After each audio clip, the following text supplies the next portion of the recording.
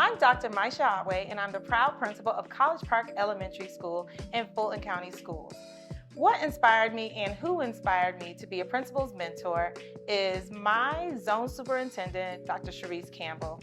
We sat and we talked and we had a discussion about really having access to other principals and supporting them in their role, and why not learn more and get certification behind it. I'm Marissa Wilson, principal of Randolph Elementary. What inspired me to become a principal mentor is thinking back on those leaders that I had before. They saw something in me and wanted to develop me, and I aspired to do that for other leaders. I am Felipe Jackson. I'm the proud principal of Bear Creek Middle School. There were two individuals who inspired me to become a principal mentor. One was my former principal, Dr. Mary Mentor, and another was my former supervisor, Linda Epperhart.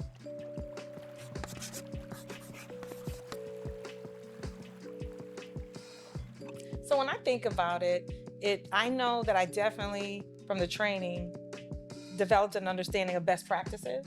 So I knew coaching steps and I used coaching steps, but it reaffirmed the good strategies that we would use in our competencies, but really targeting, this is the strategy I'm particularly going to use with my protege. It really helped that understanding with the competencies. So I went in as a principal who practiced coaching and understood the value of best practice, but then was able to develop and practice and develop new practices. So that was definitely a competency that I felt was honed in and improved, but I also went in with some understanding. Yeah, I think similar to you, I always think that being a principal is being a coach in some ways. I think what really helped me was having the opportunity to sit down in that training and learn sentence starters and how you really engage in the conversation in a way that's not being a principal threatening in some ways, but in a way supportive. I think that kind of really helped me go through this process with my protege. Yeah, and I took the approach of not as an administrator, but from a teacher lens, because one of the strategies, one of the practices that I know that is going to yield the results is like, if I'm coaching my protege, what am I coaching my protege on, right? So I took it back to the schoolhouse and I said, well, let me focus on competency 3 with developing and growing as an instructional leader. So, and I just took the approach of, I'm the teacher administrator role, and we reverse those roles so that way we can start with the basic, with this question starters, and then identifying those competencies and those strategies, but then reflecting on the practices with the interaction with my own staff, and then allow my protege to do the same thing so we can talk about what we could have done differently as we are working with others, as we're working with each other. So we're sort of we're using these strategies and practices to work with others, but I'm using it to work with my protege so that we both can grow and develop. That's key. I think the development of ourselves was like really the foundation of what we did. Like I was more self-reflective in a lot of ways, and things that working with a protege kind of brought out in me. So I think, it was beneficial there. I also think that when you're talking about coming from an instructional leadership lens, that's all we do, that's all we know. But being able to see the different components of that through the pillars and competencies was powerful as well. I think on both ends for the protege as well as the mentor. And really just self-checking, wow, I do this. And then how important and how it's deemed valuable in the work, and then honing it and practicing and shifting from, we coach a lot, we mentor a lot. And then when we think about competency 6 with formal and informal mentoring, like really saying, I just mentored someone. Yeah. I didn't realize it. And I'm mentoring someone who is very energetic, enthusiastic about coming to this career that I love so much. And so that affirmation, and then developing that self-checklist, like, inside the schoolhouse and outside the schoolhouse. So I think about building community, and instead of saying building community, like building capacity. So we're building capacity innately. That's something that's ongoing. Every conversation that we have with folks, you're always giving them something to walk with. The 3 key practices of building culture are establishing shared values and vision, engaging and communicating with families and the community, and emphasizing personal and professional well-being and development.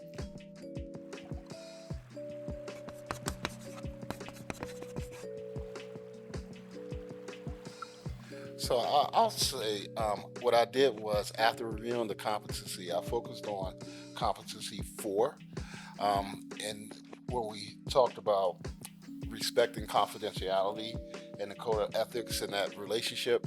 So part of it was just making sure that we develop a trusting relationship where it's a safe place, without someone feeling like whatever's being said is going to be repeated and get back to the individual. So I just wanted to make sure that we can trust each other, so that way we can put our guards down. I say we because even though I'm the mentor and my person was the protege, I wanted that person to feel like we're on the same level, as it pertains to what we're trying to accomplish. And that was very important because in all of our relationships, we work in the same school district. So when we're sharing stories about ourselves, we're sharing stories that we've experienced, even maybe if we experienced them in another district. But it was like I had to feel comfortable and vulnerable enough to share, but also be able to listen and spend time in that competency of trust and building trust. Because if we are really gonna, even the work that we're doing, mentee protege, just the discussions about what I need and where I am, you have to build that trust. And in my personal experience with my protege, we were scheduled to meet for an hour at a restaurant, and we ended up eating for 5 hours just to help build the relationship. And we hadn't even gotten into the protege mentor conversation, but we spent time. And at first I was like, wow, that was 5 hours of really talking and get to know each other professionally. But it, like you said, it falls back to that. While I'm doing that 5 hours of discussing and talking, I'm building trust. We're setting the stage for the work. And so having that, the reality of that competency is so valid without even knowing, that that's why. Because you could often think, wow, I'm spending a lot of time just talking, but it's building that relationship. I think I had the interesting dynamic of knowing my protege because we were colleagues. And so being able to mentor another principal that's in the same seat was interesting in trying to develop that trust, because it's like we're both at schools and then we're talking about things that are going on in our schools, and sometimes it's kind of sensitive because it's not like I was mentoring an AP or an aspiring principal, but someone who already sits in the seat. And so I think the benefit of it was we had known each other and we already had a relationship, which made it easier to step into that space. But I also think there was still some type of intentional conversation around how this is not about me finding out what's happening at your school more so than how there are things, that you may want to do that I have expertise in, or there are things that areas you may want to grow in. And again, I have to say, it also allowed me to grow in some spaces as well. But that level of trust that you spoke about, it was critical, because they have to know that this is not something that's about pointing out flaws in somebody and finding deficits, but it's really about developing and growing in the work that we do. So that was and just an interesting dynamic for me to have to be in that space. I think even back to looking at that competency 4, as well as setting up those scenarios or the times or those opportunities, you can't get to competency 1 about setting high expectations, and you definitely can't effectively set a vision, communicate a clear vision of competency 2 if you don't have that relationship, because there's a piece that's going to be missing, and they all fit together so nicely and turn out very well in the relationship and outcome. And the uniqueness of our work as a learning community within the district, we have to continue to maintain that culture of trust and confidentiality as we are working with each other. So I was able to show a level of vulnerability. It's such a not nice word. Vulnerability, right? Vulnerability, right? It's a word. But that level of vulnerability that one has to see, it's okay to not know, it's okay to feel a certain way, and even with that, admitting some of what we experience, once someone can make that connection, then they feel comfortable knowing that they're not the only ones going through what we're going through, right?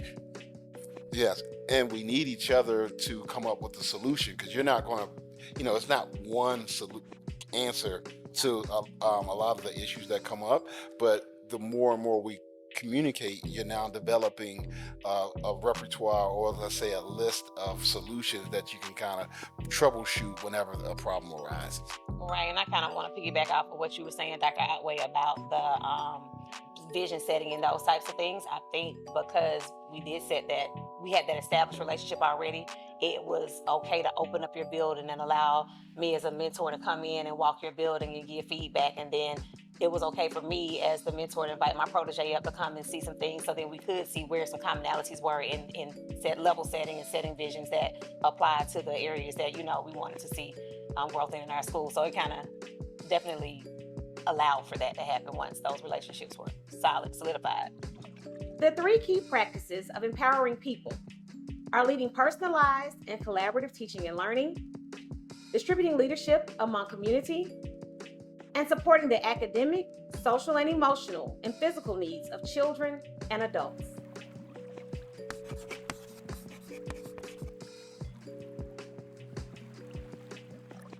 So I would say I would start with that collaboration piece comes with setting shared expectations around what we want to accomplish within the relationship, which will allude to competency 6, because it says an effective mentor fosters a culture that promotes formal and informal mentoring relationships.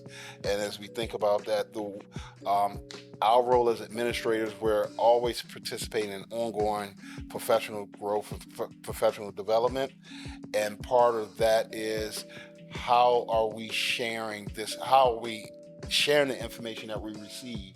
And how do we know if it's effective, or how many different approaches to this particular strategy will work? So with my protege, as we are talking about maybe a particular strategy,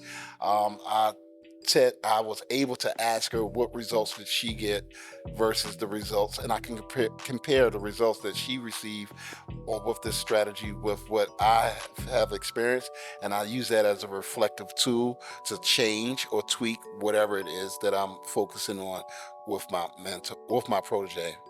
I know for me, really thinking about, my go-to has always been being an effective instructional leader. And where I found myself jumping more towards was an effective mentor has knowledge and utilized mentoring and coaching best practices to really empower my protege to think through. For an example, we were just talking about calendaring your time. It's not this protege mentorship relationship where you just sit down and say, here's how you do it. She had taken a training that I had just taken that was even better than what I had taken and was working to implement it. So then just giving that space to really discuss and talk about, well, how would you manage and calendar your time, instead of, well, here are the steps. It's not about that PD, but it's about what are the best practices, and not rushing in to solve the problem, and building that relationship to empower them to be able to have that dialogue and build that community. So as we keep saying the same thing, it's very much intertwined, but that competency around knowing those best practices and holding back, because this is not a teaching moment, it's a collaboration, production, and pulling on those competencies to be able to, now let's empower you to be able to do this, and we can collaborate on it. I think for me, one of the strongest pillars for me in this work was empowering people. It was aligned to the goals that my protege said. One of his things was he really wanted to learn how to be a better teacher coach, and because of some things that were important to him as far as data was concerned. And so I think competency 1 really lent itself to us and just really developing himself. And so one of the things I think about collaboration with us was sharing resources and tools that we use, or that I may have used, because I had a strength area in coaching teachers and doing things of that nature. So I was able to share those resources and tools with my protege, and we saw the effects of him now implementing some of those things in the work that he was doing. The 3 key practices of optimizing systems are systematic approach to managing talent to maximize teaching and learning, cultivating support in the district and community, and then focusing on what matters most.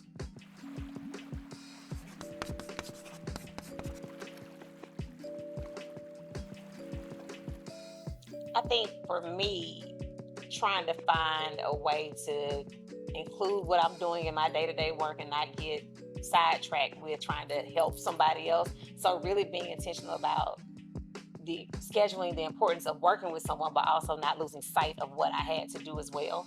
And also just thinking about the systems I have in place and how they may support what my protege wanted to do.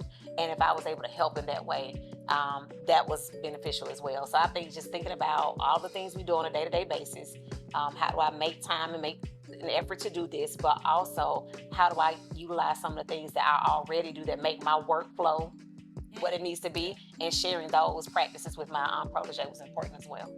And so to your point, what I was able to do was just use this as an opportunity to prioritize what I know I need to focus on first, and then which allow me to include or invite my protege in part of the process, so that way our work is already aligned and we're not all over the place, but also we're able to commit to the times that we set for meetings, because it will be like during my PLC time, I will invite my protege over to observe and to give me feedback, but also I was able to go and observe my protege's PLCs, and because we didn't have to stop, drop what we were doing, everything was sort of scheduled according to when we have to do the work that we're supposed to be working on. I like the fact that you mentioned that alignment to the work, because my project came to one of my site visits, and it was, the intensity, the good work, and the churning out of next steps and actions outside of a site visit was aligned to some of the work that she was working on, and giving me feedback and insight. What did you observe? What did you observe about the talents of the people in the room? Where can I take my talents to support others in the work and the next steps? And it was that symbiotic relationship of finding the time, but then making them critical experiences for the protege within the work that I'm doing. And it became a beneficial relationship, because now you had someone to dialogue who was outside of it, was kind of looking down, and has, of course, because of children and education, there's skin in the game, but it's not from this lens of this is not my work, but I can give this lens that I don't know the people in the room, or I don't know the work, but I can give you some feedback.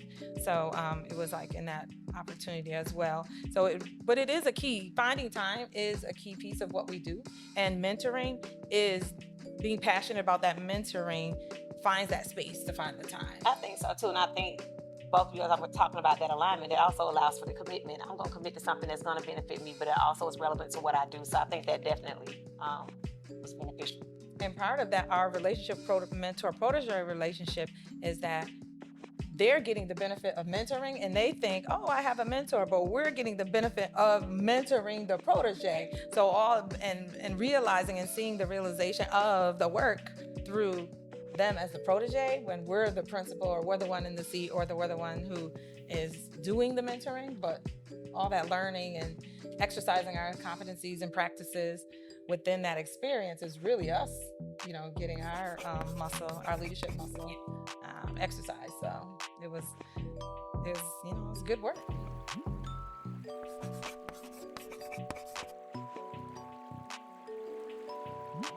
So I will say I've become more of a reflective practitioner.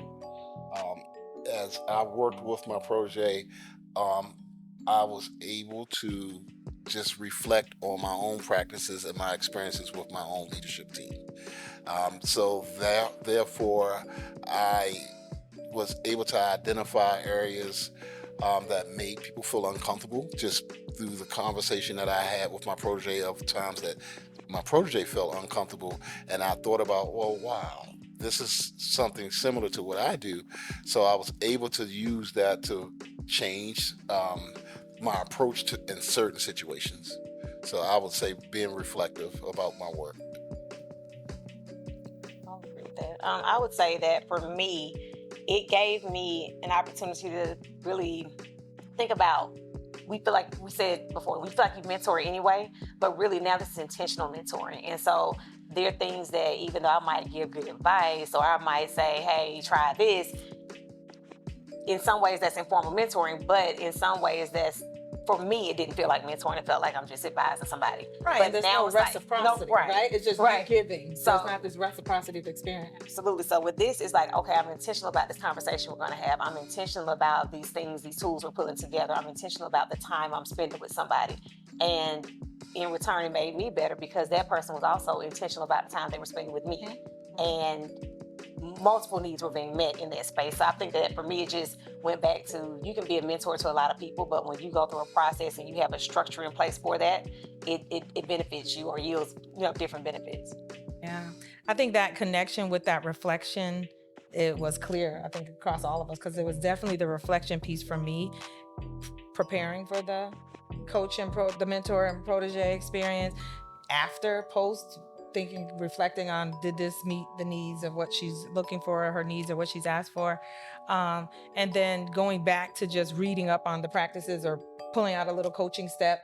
It kept me engaged and really enjoying it. I think from the lens of what you were mentioning, you said that when you give people advice, or when you're someone's supervisor and you're working with them, there's this role of, I'm automatically giving you advice, but it's not necessarily always a role that's symbiotic. But when you're doing the collaboration with your protege, or you're working with them, you're getting something out of it, and it's a collaborative piece of work. So, I mean, change is inevitable in the program, but really sitting down and feeling, it's like that reflection, and then seeing that value of the two-way street of the mentorship is very strong and affirming. Aggregate. And one of the things, so another thing I definitely can take away is just categorizing the work. Right, we have our pillars, and then we have the competencies. So as I read over what those pillars were and saw the competencies, I was just able to just really break down what I do and put it under a particular pillar and align it to a competency. So I even know what I need to focus on to become a better leader. Which competencies do I not work on, or I'm not exposed to, or I haven't worked on myself, and then just use that as an opportunity to work on those. And I think I also found the practices, right? So you have the pillars, the competencies, and then, I do this. Ooh, I need to spend more time with this. Or what I think I found really most of my go-tos. So I could find my go-tos and practices and not necessarily connect it with a competency, and realize prior to, like you said, seeing those categories and saying, this practice goes directly with this competency, so I'm going to empower. And so we look at data, but we know, like, it's not just about instructional leadership, it's about understanding the quality, understanding that cycle of impact and coming back through. So, yeah. It's interesting you said that, because I think back to the first meeting I had with my protege, and we were filling out the action plan and looking at the areas that they wanted to work on. And in my mind, I was like, I might need to work on that. It's like, yeah, so it is a great experience.